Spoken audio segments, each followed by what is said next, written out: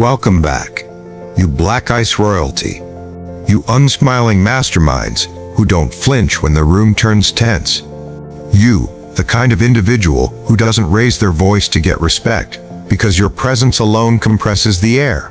You, the rare storm dressed in stillness, the unbothered force that doesn't arrive to compete, but to recalibrate the entire field. You, the one who walked into a room full of noise, said nothing, and still shifted the atmosphere like the laws of gravity bent in your favor. And they didn't understand you. Not at first, because you weren't emotional enough, weren't dramatic enough, didn't scream when they expected screams, didn't explain yourself like the desperate ones do.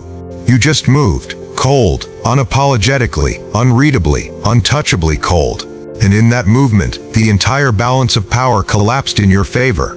That's when it happened. The villain, the manipulator, the one with blood on his hands and venom on his tongue, he paused, he watched, and he nodded, because even he had to admit it. That one's built different. That one earns respect. See, people don't fear loudness. They're used to that. It's expected, predictable. But what makes them lose sleep at night is calmness, especially when it comes from someone who has every reason to explode. That's why your silence makes noise, why your indifference becomes punishment. Because they threw fire, and you didn't burn, you crystallized. They tested you with betrayal, and you didn't react, you vanished. They tried to provoke you into a war, but you built a kingdom while they fumbled with weapons. That kind of composure is terrifying. That kind of precision can't be faked. You didn't fight for the spotlight. They handed it to you just to understand what kind of creature doesn't need it. You didn't rush to respond. You watched. You learned, and then you acted once, sharply, quietly, and everything changed. They used to confuse your restraint with weakness. That's the sweetest part, isn't it? They thought your silence was hesitation, that your absence was defeat. But you were never retreating, you were rewriting. They were measuring your rage while you were measuring their patterns. They looked for signs of breakdown. What they got was a blueprint for domination. Because while they obsessed over reaction, you studied leverage. While they waited for your collapse, you built your comeback in secret. And you didn't return for revenge. You returned with a coldness so refined it didn't just shake their confidence, it erased it. You didn't need to be dramatic. You became dangerous because people can argue with anger, but they can't decode composure. You weren't trying to win arguments. You were dismantling their narrative. Every time you didn't respond, they rewrote the story. Every time you didn't defend yourself, they panicked because they couldn't control what you were thinking. They threw dirt, hoping to bury you, but the grave they dug couldn't hold what doesn't die. You aren't like them. They need drama to feel powerful. You strip emotion down to logic and still leave them breathless. You speak less, but when you do, it's surgical, calculated, cold, and it lands like a guillotine. And what really made the villain nod wasn't just the coldness, it was the discipline. Because he knows how hard it is to move without craving applause, how hard it is to build without announcing, how hard it is to detach when everything in you wants to burn it all down. He recognized it not as apathy, but as power, the kind that's not fueled by rage, but by principle. You didn't just stop caring, you became selective. You watched your energy like a currency. You didn't spend it where it wouldn't multiply. That's what shifted everything. Because cold isn't cruel, it's precise. It's when you've loved too hard, fought too real, been too loyal, and learned that warmth isn't always reciprocated. So you stopped offering it, not out of hatred, out of efficiency. You don't play anymore, you place. And when you place your next move, it's never emotional, it's permanent. Let them tell their stories. Let them recycle the same tired rumors and whisper your name like it still holds weight in their mouths. Because the more they talk, the more they expose their need for closure. You don't chase closure, you create consequences. You're not interested in being understood anymore. You're interested in being remembered, not as someone who retaliated, but as someone who outclassed. You gave them a chance to make it right. They gave you a reason to disappear. Now they stare at the space you used to fill, and it haunts them, not because of what you did, but because of what you didn't. Because absence, when backed by power, becomes legendary. Even now, they study your movement, trying to decode your silence, rewatching your steps, analyzing your decisions. But what they failed to grasp is you've stopped playing the game entirely. You don't react because you're operating on a different frequency. The same ones who used to call you too emotional now beg for a response they'll never get. The same ones who doubted your discipline now mimic your demeanor. And that's where the villain understood. That's where he looked at you not with envy, not with hatred, but with acknowledgement. Because villains know power when they see it. And your power doesn't shout, it stares. It moves once and watches everything adjust. You don't need to prove anything anymore. You are the proof. You became what they warned others about. You transformed into a presence that doesn't demand respect. It extracts it. Your stillness? That's not passivity. That's psychological warfare. That's letting them run their mouths while you run the metrics. That's standing so still that the whole room forgets how to breathe. You don't intimidate by force. You unsettle by being unreadable. And in this era of oversharing, of emotional outbursts, of people desperate to be seen, your ability to vanish, to observe, to move 3 steps ahead without blinking, that is terror in its purest form. You're not hiding, you're calculating. And when you do emerge, you don't arrive to participate. You arrive to restructure. That's why even the villain couldn't deny you. Because while he plays for chaos, you play for outcome. Understand this, it was never about becoming heartless. It was about becoming unshakable. It was never about revenge. It was about evolution. And it was never about impressing anyone. It was about reminding everyone. You don't move unless it's checkmate. And when you did, you didn't need to scream it. The results screamed for you. The fallout handled the message. The villain saw it all unfold. Quiet, clean, complete. And what could he do but nod? Because he realized, you don't just survive betrayal, you weaponize it. You don't just endure disrespect, you build an empire on top of it. You don't just move on, you move cold. And that kind of movement, it can't be copied, it can only be respected. Because what happens next isn't a reaction, it's a correction. And while they scramble to understand what happened, you're already somewhere else, blueprinting your next execution, measuring your next silence, preparing your next cold exit, one they won't even see coming, because this wasn't your retaliation, this was only your introduction. You see, people are used to patterns, predictability, scripts that loop like broken clocks. They expect emotion, conflict, closure, all the theatrical rituals they've rehearsed 1,000 times with people who needed validation more than vengeance. But you tore up the script. You didn't deliver closure, you delivered consequence. And not with a bang, but with distance. Not with chaos, but with calculation. That's what short-circuited their entire perception of control. You moved like a warning, like a whisper laced in finality. They kept looking for your reaction, expecting you to break character, to blink, to care. But you moved like winter, sweeping through a battlefield. Cold, slow, absolute. The kind of cold that doesn't shout, but stays, stains, remains. Because when you shift gears, it's not about momentum, it's about method. You don't just cut people off. You erase blueprints. You rewrite access codes. You burn the bridge, then rebuild the map, so they can't even find where the bridge once stood. And that's what wrecked them. Not that you disappeared, but that they couldn't trace your steps once you did. No argument, no final message, no dramatic exit, just gone, like a ghost that never needed to haunt. Because you don't haunt people with presence, you haunt them with what they'll never get back. That's why they keep bringing your name up, not because they miss you, but because your absence is louder than their existence. You weren't just part of their lives, you were the reason the room felt stable, the reason chaos stayed in check, the reason they felt important.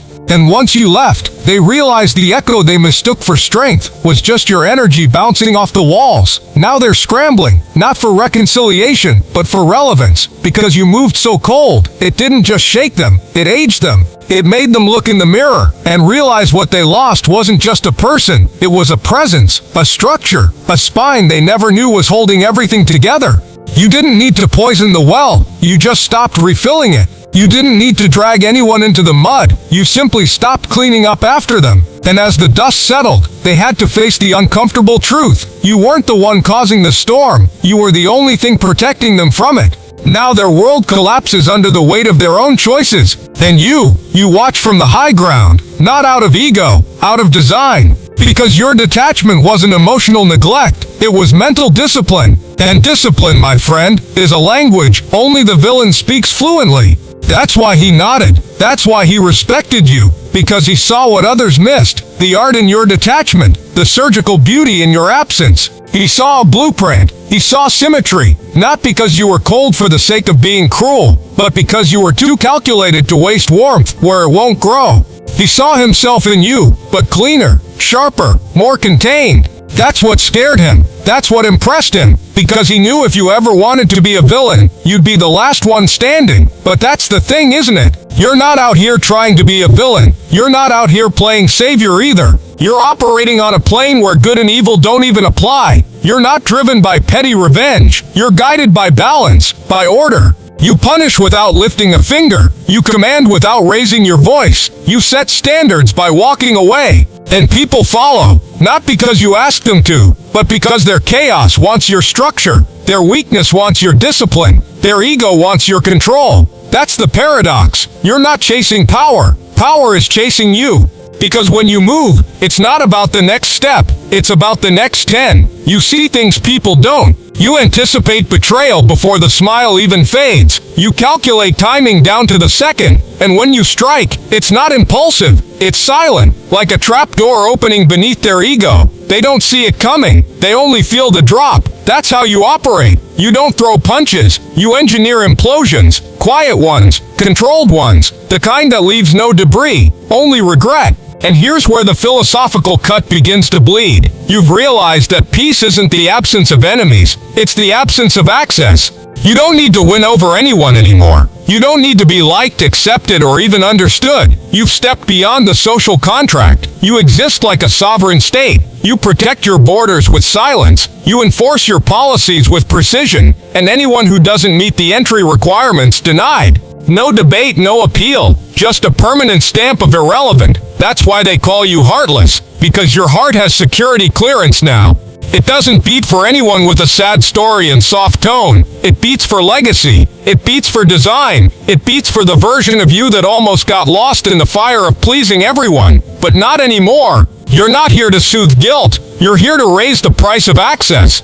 You're not interested in being invited back. You're invested in making sure they never forget you left. Because you didn't just exit the room, you took the temperature with you. And now look around. The air's changed, hasn't it? They talk about you like a myth. He used to be so kind. She just switched up one day.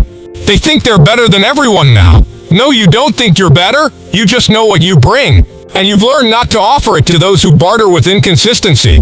They couldn't handle your warmth, so now they shiver in your absence. That's not cruelty. That's physics. Cause and effect. Energy always returns, just not always in the form they expect. The villain gets that more than anyone. That's why he studies your moves like scripture. That's why he doesn't envy you. He salutes you, because he understands the coldest ones weren't born cold. They were sculpted by heat, betrayal, ingratitude, repetition. And eventually you just stopped reacting, not because you gave up, but because you leveled up. You became someone no one could predict, manipulate, or dismantle. And now you exist beyond their reach, not above them, beyond them. Because while they're still playing social chess, you're building the board. And the beauty of your evolution, it's irreversible. You don't go back to being soft just because someone says I've changed. You don't lower the walls just because they remembered your worth. You don't water down your frequency so others can feel comfortable. That's not cold, that's clarity. That's the kind of shift that gets documented in history, not the kind that gets posted for sympathy. Because you weren't trying to survive the betrayal, you were learning how to leverage it. And now you're not just a survivor, you're an architect of accountability, a ghost with GPS, a strategist disguised as solitude. You show up in flashbacks, not conversations. They can't predict your return, because you never left to be missed. You left to reconstruct. And when you do appear again, it's never to be understood. It's to remind them of the cost, remind them of the standard, remind them that you were never angry, you were just done. And that kind of closure, it's the scariest of all, because it doesn't seek revenge, it denies relevance, it denies even the right to reply. And that's when the villain bowed his head, because he knows how hard it is to walk away without needing to win. He knows the strength it takes to hold the last word and never say it. He knows that the scariest person in any room isn't the loudest. It's the one who's willing to disappear without announcing it, and still have the room spin long after they're gone. That's you. That's who you've become. You moved so cold the room dropped 10 degrees. You moved so cold the egos you once carried now crack like glass. You moved so cold, even the villain paused, reevaluated, and whispered that one word, not from fear, not from guilt, but from recognition, respect. And while the world keeps spinning in noise and ego, you walk, glide, know toward what's next, not to prove anything, but to create something so untouchable, so deliberately unreachable, that it doesn't even need to be announced. Because this isn't your peak, it's your prelude. So now they wait. eyes glued to doors you've already walked past, paranoid of footsteps that don't exist, jumping at shadows that carry your silhouette. You see, that's the after effect of cold execution. They don't just remember your move, they fear the possibility of your return. And you've left the building long before they even realized it was on fire. You're not chasing closure, you're manufacturing aftermaths. You're not demanding respect, you're forcing surrender through sheer presence, your strategy, your precision, your aura unreadable. And that's what burns them the most. Not just the fact that you moved on, but how coldly, how mathematically, how unapologetically you did it. You didn't yell, you didn't announce your value, you didn't beg for understanding. You simply delivered results and disappeared like fog from a battlefield, leaving behind the stench of their own failure and the echo of your name, now spoken with reverence by even the villains they once sent to break you. That's when the real war starts, not outside, but inside their heads. Because you moved so cold, they now sit in a furnace of their own insecurities, trying to decode how someone could possess that level of control. You didn't lash out, you didn't fold, you didn't even flinch, and in their world of chaos, tantrums, and emotional leverage, that's terrifying. You're the one who walked away while the fire still raged, with no need to win the crowd, no desire for applause, just a surgical extraction of yourself from their circus. And now, every room you're absent from feels colder. Every decision they make now echoes with the silent question, what would you have done? You've become their subconscious benchmark, not because you demanded it, but because your coldness made it so. Even the villains, the seasoned manipulators, the decorated deceivers, they watched you, and for the first time in a long time, they nodded. Respect, not out of admiration, but out of acknowledgement. Because real darkness knows real discipline. Real wickedness recognizes calm cruelty. You didn't destroy them with anger, you dismantled them with indifference. And that's rare. That's a different breed. That's what earns nods in the underworld.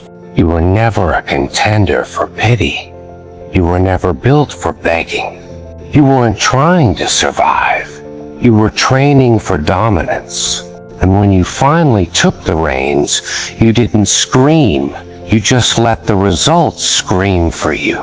You didn't shatter the mirror. They did when they saw who they truly were in your absence. You didn't expose their lies. You just told the truth once and let it burn everything false to ash. And while they tried to weaponize emotions, you sharpened detachment like a blade.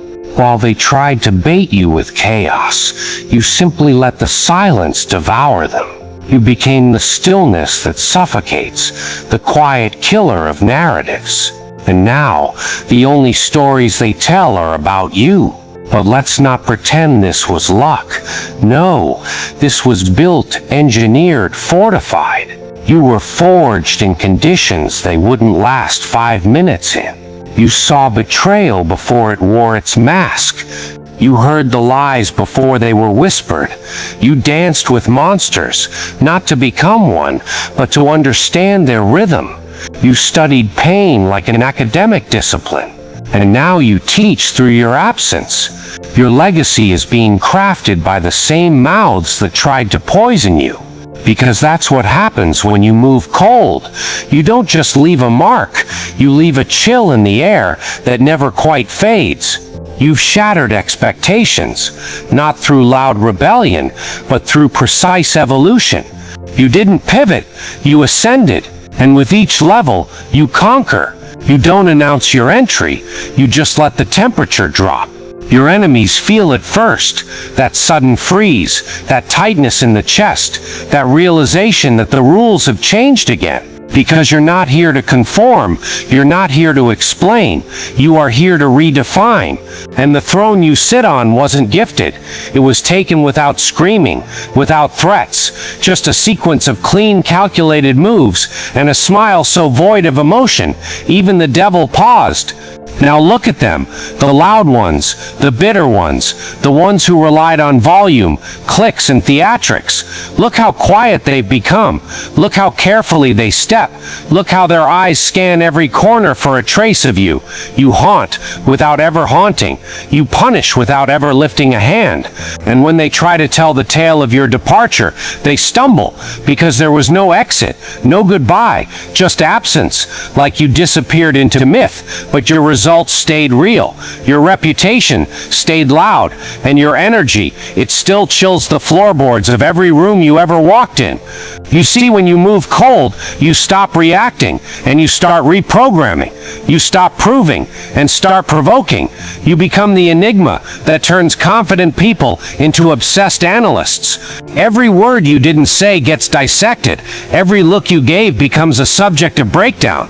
Every exit you made becomes an urban legend, because people fear what they don't understand and respect what they can't control. And you've become both unfathomable and unstoppable.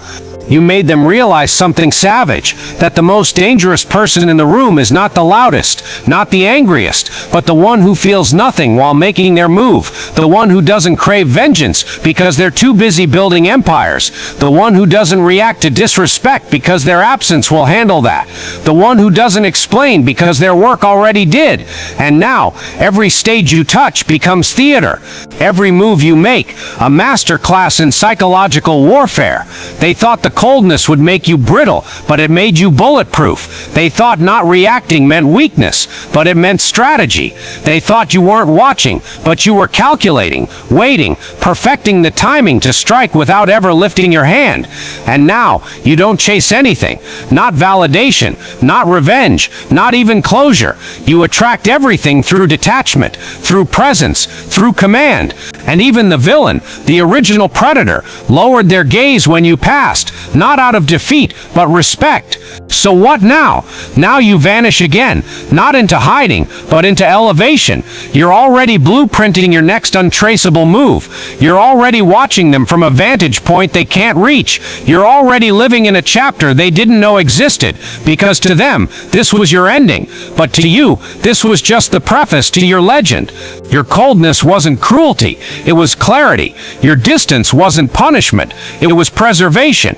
Your exit wasn't dramatic, it was surgical. And when they finally look back, years from now, after the noise has faded and the dust is settled, they won't remember what you said. They'll remember what you didn't say. They'll remember how you moved. They'll remember the chill in the air when you walked by.